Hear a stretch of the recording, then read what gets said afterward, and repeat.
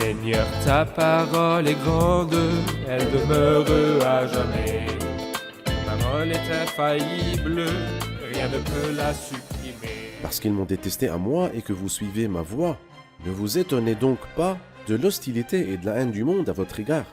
Certains ont la capacité par le Saint-Esprit de savoir ce que l'avenir réserve, ce qui arrivera dans les événements futurs, qui gagnera la Coupe du Monde, qui réussira aux élections présidentielles et qui fera quoi. Le Saint-Esprit dit à ce monde, ton grand chef, ton grand prince a été jugé à la croix, et toi, ton jugement ne tardera pas du tout.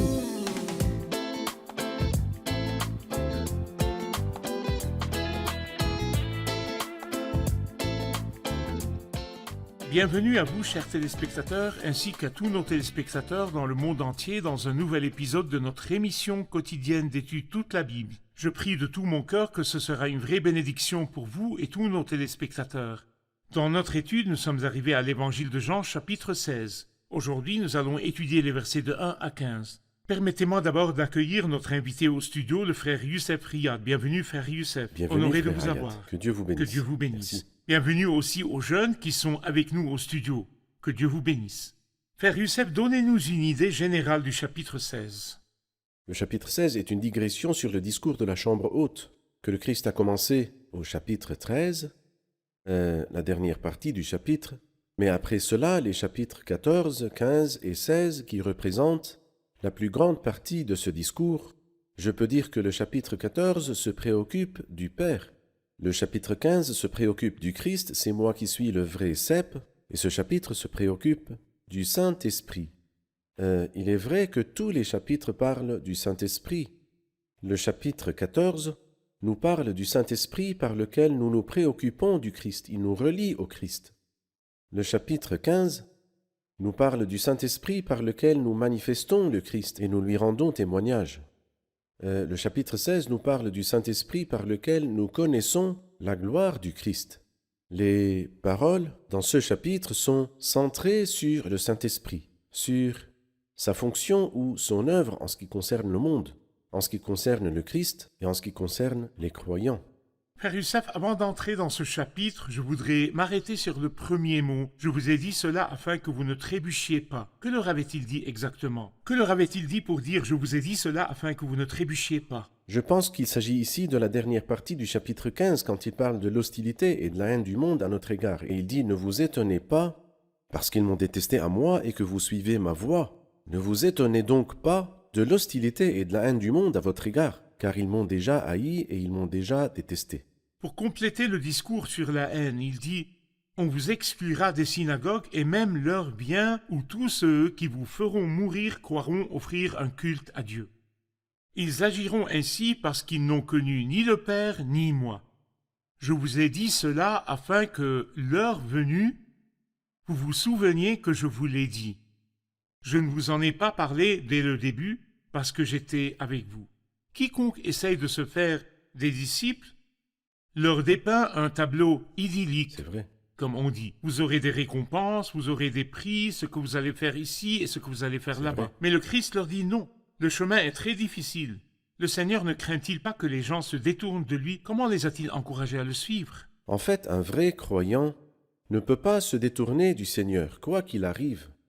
Si c'est un vrai croyant, parce qu'il ne s'est pas lié pour des intérêts, pas parce que le Christ va me donner. Moi, j'aime le Seigneur, pas pour gagner le paradis, ni pour échapper aux tourments et aux souffrances de l'enfer, mais moi je l'aime parce que son amour est doux pour moi. Si on met le monde entre mes mains pour que je quitte le Christ, ça ne sera jamais assez, parce que le Christ est plus riche, plus précieux, plus cher et plus doux que toute autre chose dans le monde, et cela est pour un vrai croyant. Les versets à partir du verset 5.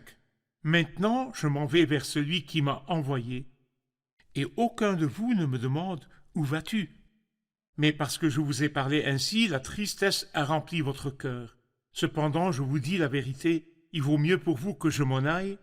En effet, si je ne m'en vais pas, le défenseur ne viendra pas vers vous. Mais si je m'en vais, je vous l'enverrai et, quand il sera venu, il convaincra le monde en ce qui concerne le péché, la justice et le jugement. En ce qui concerne le péché, parce qu'il ne croit pas en moi. La justice, parce que je vais auprès de mon Père, et que vous ne me verrez plus. Le jugement, parce que le prince de ce monde est jugé. Le Seigneur leur dit, maintenant je m'en vais vers celui qui m'a envoyé, et aucun de vous ne me demande, où vas-tu? Cela ressemble à une question. Oui. Que veut dire le Seigneur par là? Quand le Christ parlait de sa mort, les disciples étaient non réceptifs. Et quand il leur a dit « Et le troisième jour, il ressuscitera », ils n'ont pas compris. Pourquoi? Car dès qu'ils ont su qu'il serait crucifié, ils ont refusé. Ici, il leur dit « Je m'en vais ». Dès qu'il leur a dit « Je m'en vais », ils ont aussi refusé. Parce que personne d'entre eux « Tu t'en vas, mais où vas-tu » Personne n'a demandé parce qu'il ne voulait pas, en un mot, il ne voulait pas qu'il s'en aille, il ne voulait pas qu'il meure, il l'aimait. Le Christ leur dit donc « Je vous ai dit que je m'en vais, mais personne ne me demande où vas-tu » Puis il leur dit où il s'en allait, et il leur dit « Il vaut mieux pour vous que je m'en aille. En effet, si je ne m'en vais pas, le défenseur ne viendra pas vers vous. » Mais pourquoi valait-il mieux pour eux qu'ils s'en aillent et les laissent? Est-ce que, je pose la question simple, cela signifie-t-il que le défenseur qui viendra vers eux est meilleur que le Christ? Mais si le Christ était resté avec eux, ça aurait été agréable. Vous vous rappelez qu'au chapitre 14, il leur a dit « Si vous m'aimiez, vous vous réjouiriez de ce que je vais auprès du Père, car mon Père est plus grand que moi. Il vaut mieux pour moi que je m'en aille. » Mais ici, il leur dit « Il vaut mieux pour vous, pour deux raisons. » La première raison est que nous n'avons pas perdu le Christ, mais nous avons en plus de lui un autre défenseur. Je prierai le Père et il vous donnera un autre défenseur. Nous avons donc notre premier défenseur, le Christ, notre défenseur dans le ciel, et notre autre défenseur dans nos cœurs. C'est la première raison. La deuxième est que si le Christ était resté ici sur la terre, vous vous rappelez ce que Marthe a dit au Seigneur et ce que Marie a dit au Seigneur? Si tu avais été ici, mon frère ne serait pas mort. Donc quand il était dans la chair sur la terre, il était soit ici, soit là. Il n'était donc pas ici et là en même temps. Mais lorsque le Christ est monté au ciel, il est maintenant avec tous les croyants. Et avant d'aller au ciel, il a dit « Je suis avec vous tous les jours jusqu'à la fin du monde ». Et dans Éphésiens 4, il dit « Celui qui est monté au-dessus de tous les cieux afin de remplir tout l'univers ». Donc je peux dire aujourd'hui que le Christ est avec moi. Et celui qui se trouve au pôle Nord peut dire « Il est avec moi, le vrai croyant ». Et celui qui se trouve aussi à l'équateur peut dire « Il est avec moi » si c'est un vrai croyant. Donc le Christ est avec nous tous. Cela n'aurait pas été possible si le Christ avait été dans la chair, ici, sur la terre. Parfait. Chers téléspectateurs, nous allons faire une pause et je vous retrouve après la pause.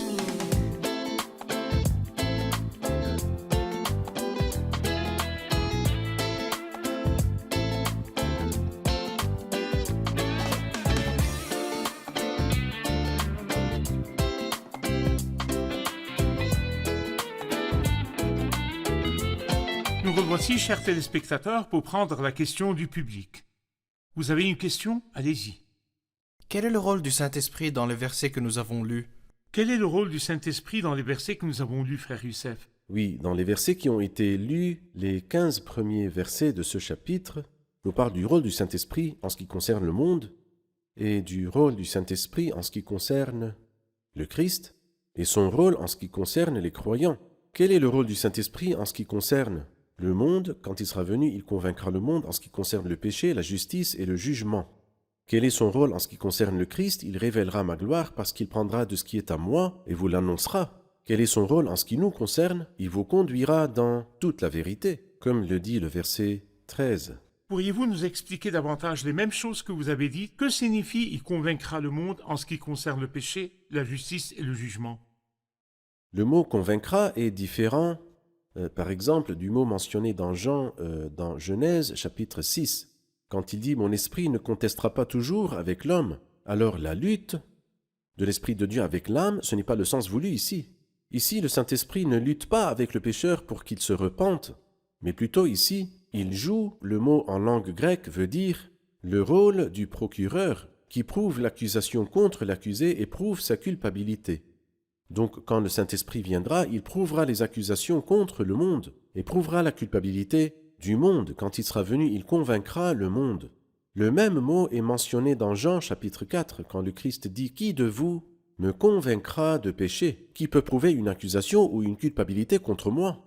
Il convaincra le monde de trois choses, en ce qui concerne le péché, la justice et le jugement. Remarquez qu'il parle du péché au singulier, et de la justice au singulier et du jugement.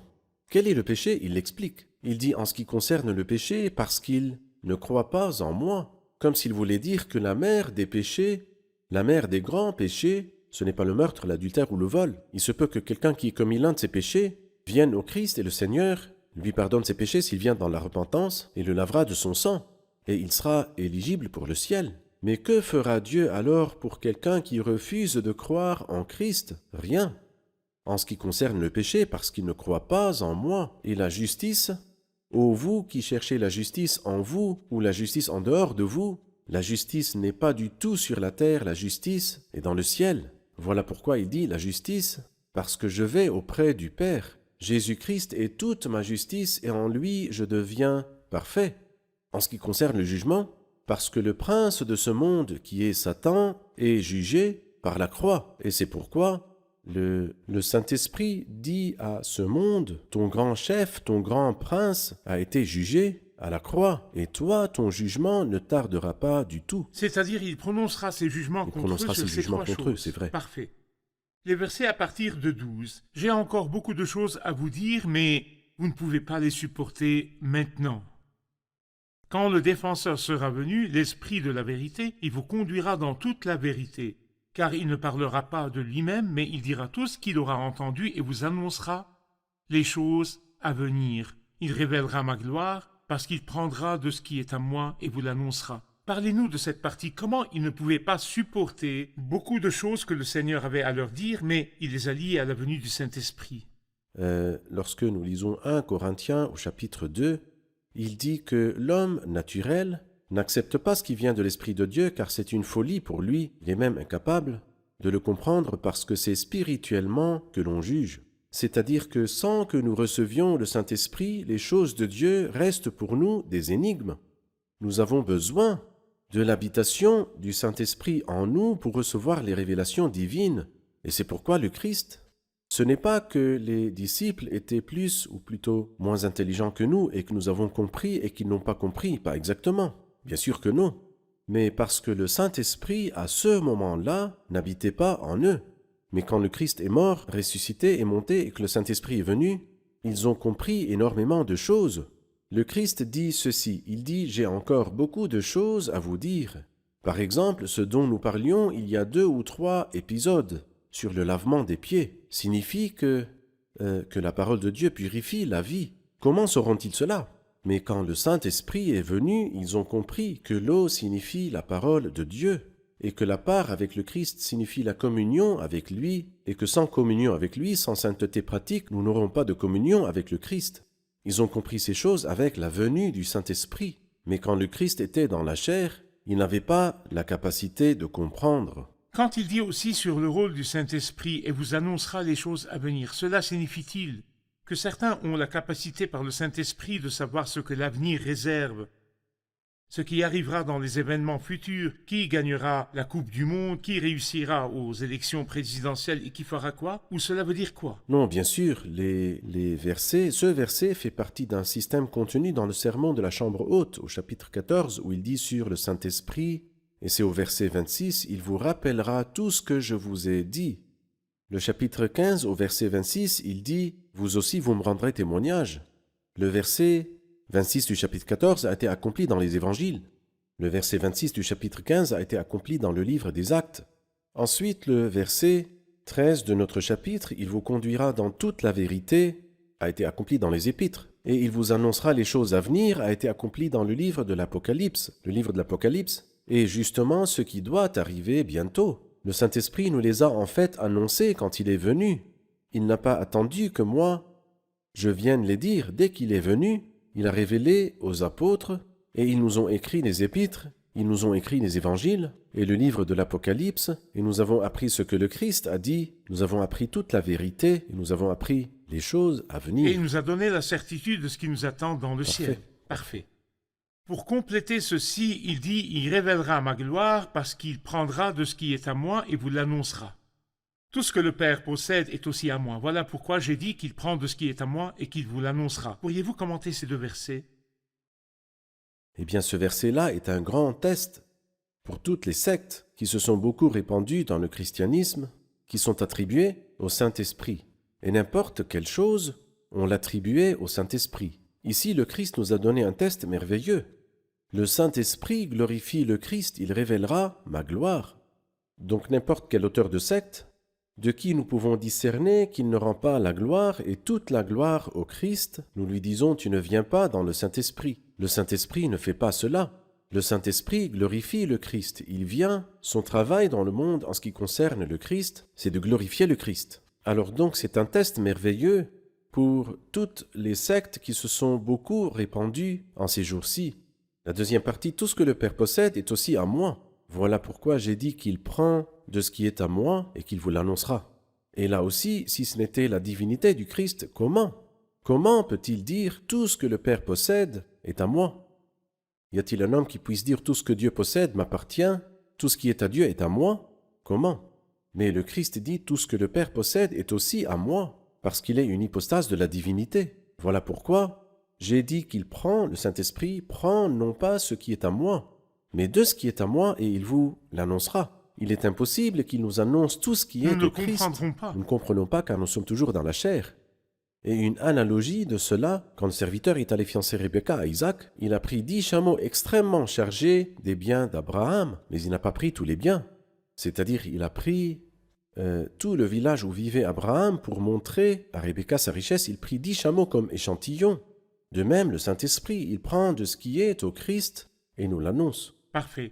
Nous allons faire une pause puis prendre la question du public.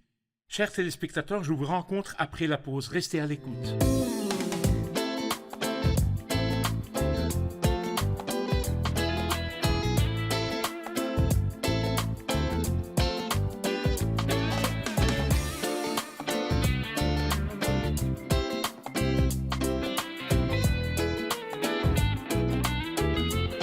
Nous revoici, chers téléspectateurs, pour prendre la question du public. Votre question. Allez-y. Que signifie l'hypostase du Saint-Esprit et où voyons-nous la divinité du Saint-Esprit? Le Saint-Esprit est une hypostase et il est Dieu. Où sont les preuves bibliques qui disent qu'il est une hypostase comme personne et qu'il est Dieu? Le mot hypostase d'abord signifie personne, mais ce mot-là n'est pas français, il est d'origine syriaque. Et il veut dire une personne sans ombre, et cela veut dire que c'est une personne distincte et non séparée. C'est pourquoi on a utilisé le mot hypostase qui n'a pas d'équivalent en français. Je suis une personne, vous êtes une personne, mais moi je suis séparé de toi. Alors que les 3 personnes de la divinité, ils sont des personnes mais non séparées. L'hypostase du Saint-Esprit est une personne qui est distincte. Et il est Dieu. Commençons par il est Dieu. Oui, il est Dieu. Parce qu'il a les noms de Dieu, les noms divins. Si nous allons à Actes 5, Pierre dit à Ananias, « Pourquoi Satan a-t-il rempli ton cœur au point que tu aies menti au Saint-Esprit? Ce n'est pas à des hommes que tu as menti, mais à Dieu. » Cela signifie qu'il est Dieu. Dans 2 Corinthiens chapitre 3 verset 18, l'apôtre dit, « Nous qui contemplons la gloire du Seigneur, nous sommes transformés à son image de gloire en gloire par l'Esprit du Seigneur. » Le titre de Dieu, le nom de Dieu est le Seigneur. Exactement, il est donc Dieu et Seigneur. Il a les œuvres divines, oui. Il crée, oui. L'Esprit de Dieu m'a créé, le souffle du Tout-Puissant m'anime. Job chapitre 33. Tu envoies ton souffle, ils sont créés, tu renouvelles la face de la terre. Dans le psaume 104. Ou c'est l'Esprit qui fait vivre. Nous l'avons lu dans Jean 6. Donc l'Esprit fait vivre. Donc la création et la vie sont des œuvres divines. Alors, le Saint-Esprit est-il Dieu? Oui. Il a le nom de Dieu, le nom du Seigneur, il a les œuvres divines, il a les attributs divins. L'Esprit examine toutes choses, et même les profondeurs de Dieu, il est donc omniscient. Le Saint-Esprit n'est pas une influence, comme le disent certaines sectes, qu'il est une influence, comme des ondes, comme des rayons. Non, le Saint-Esprit est une personne. On peut lui mentir, ici dans les versets que nous avons lus, il entend, et il parle. L'influence et les rayons n'entendent pas, et ne parlent pas. Ici dans le verset 13, il dit « Car il ne parlera pas de lui-même, mais il dira » tout ce qu'il aura entendu. Donc quelqu'un qui entend, quelqu'un qui parle, et aussi quelqu'un à qui on peut mentir. Et cela montre qu'il n'est pas uniquement une influence ou une force, mais qu'il est une personne divine. Il est Dieu. Et nous croyons que Dieu est le Père, et le Fils, et le Saint-Esprit. Quant à la nature hypostatique du Saint-Esprit comme personne et aussi sa divinité, il est une hypostase dans la divinité. Oui. Puis-je toujours dire que le Saint-Esprit est la troisième hypostase dans la divinité, L'expression- dans l'ordre, le Père, Mhm. le Fils et le Saint-Esprit, et toujours le Saint-Esprit occupe la troisième place? Une expression courante imprécise. Parce que, d'abord, on ne peut pas dire le troisième à moins de nous baser sur Matthieu 28. Baptisez-les au nom du Père, du Fils et du Saint-Esprit. Mais, par exemple, si vous allez à ce qu'on appelle la bénédiction apostolique, que la grâce du Seigneur Jésus-Christ et l'amour de Dieu et la communion du Saint-Esprit. Cela ne signifie pas non plus que le Saint-Esprit est toujours le troisième. Allez à Éphésiens 4, versets 4, 5 et 6. Un seul esprit. Et puis dans le verset 5, un seul Seigneur. Ensuite le verset 6, un seul Dieu. Alors donc l'Esprit vient en premier, le Fils vient deuxièmement et le Père vient troisièmement. Il n'y a donc pas d'ordre. C'est une erreur courante. Vous avez dit que parmi les œuvres du Saint-Esprit en ce qui concerne le monde et qu'il convaincra en ce qui concerne le péché, la justice et le jugement. Parmi les œuvres du Saint-Esprit en ce qui concerne les croyants, parlez-nous par exemple de l'habitation du Saint-Esprit. Parlez-nous de l'Esprit comme onction. Parlez-nous de ce qui s'appelle la plénitude du Saint-Esprit. Et si possible, en quelques minutes, donnez-leur des définitions. Eh bien, par exemple, l'onction, en réalité, vient du fait que le Christ a été oint. Et non seulement le Christ a été oint, mais les chrétiens aussi ont été oints. Et c'est pourquoi, parce que nous appartenons au Christ, nous sommes chrétiens. Et parce que nous avons été oints comme le Christ, nous sommes aussi oints ou chrétiens. Nous avons reçu l'onction du Saint-Esprit. Ton Dieu t'a désigné par onction comme roi, c'est le Père qui le dit au Fils. De préférence à tes compagnons avec une huile de joie. Nous sommes ses compagnons, donc nous avons été oints. L'empreinte, par exemple, qui est mentionnée dans Éphésiens 1,13, vous avez été marqué de l'empreinte du Saint-Esprit. Excusez-moi, avant de passer à l'empreinte, en ce qui concerne l'onction, puis-je dire d'un groupe de croyants qu'ils sont oints et d'un autre groupe qui ne sont pas oints? C'est-à-dire, Frère Youssef parle aujourd'hui dans le ministère, je dis qu'il est oint. Le jour Non. suivant, je dis qu'un tel n'est pas oint. Bien sûr que non, c'est aussi une expression qui est incorrecte, parce que tous les croyants ont reçu une onction. Lorsque l'apôtre Jean s'adresse à la famille de Dieu dans sa première épître au chapitre 2, il leur dit « Quant à vous, petits enfants, vous avez l'onction donnée par celui qui est saint. » Et là, il voulait littéralement dire les petits enfants. Même les petits enfants dans la famille de Dieu ont l'onction donnée par celui qui est saint. Et ils ont toute connaissance. Et bien sûr, cela ne veut pas dire qu'ils connaissent tout. Vous dans voulez le dire monde. les nouveaux convertis? Les nouveaux Pas les convertis, bien sûr. petits-enfants. Petits-enfants dans la Oui, foi. les nouveaux petits-enfants convertis. dans la foi qui sont nouvellement nés de Dieu. Quelqu'un pourrait avoir 50 ou 60 ans, mais qui est toujours né L'onction est hier. donc pour tous les croyants. Tous les croyants. Parfait. Parfait. Vous parliez de l'empreinte. Cette empreinte est une garantie. Quand je suis marqué de l'empreinte, cela signifie que j'appartiens au Christ, j'appartiens au Rédempteur qui m'a racheté.